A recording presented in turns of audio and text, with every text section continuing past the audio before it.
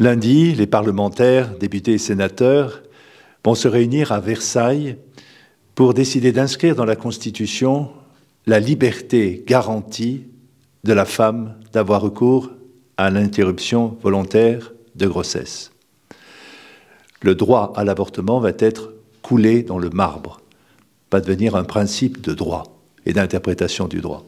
Face à cette décision très importante, j'entendais ce matin dans l'office des lectures résonner cette parole tirée du livre de l'Exode au chapitre 22.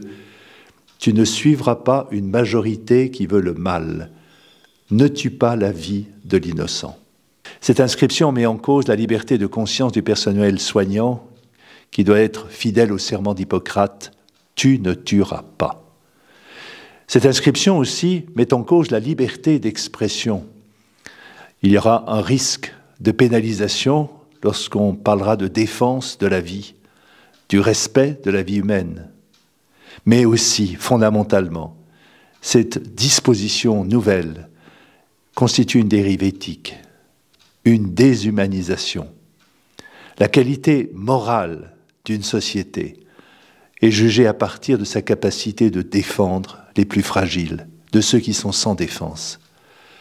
En acceptant le principe de droit de porter atteinte à l'enfant à naître et à la femme en détresse, on promeut une culture de mort.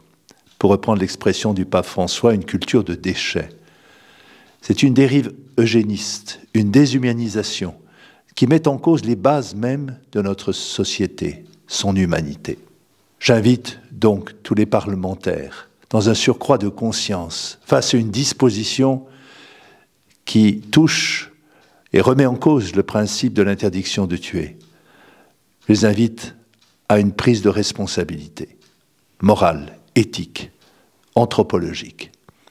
J'invite aussi les chrétiens à une prière fervente en ce temps de carême, en particulier du chapelet, en demandant à la Sainte Famille de Nazareth, et je pense particulièrement à Cotignac, où elle est, cette Sainte Famille de Nazareth, particulièrement vénérée, de se donner le temps de la prière, la récitation du chapelet, de prendre un temps de jeûne pour pouvoir vraiment demander au Seigneur d'éclairer les consciences pour que nous soyons dans le respect du principe de la vie, depuis le commencement jusqu'à sa fin naturelle. Il en va, je dirais, de l'avenir de notre société, de son humanité.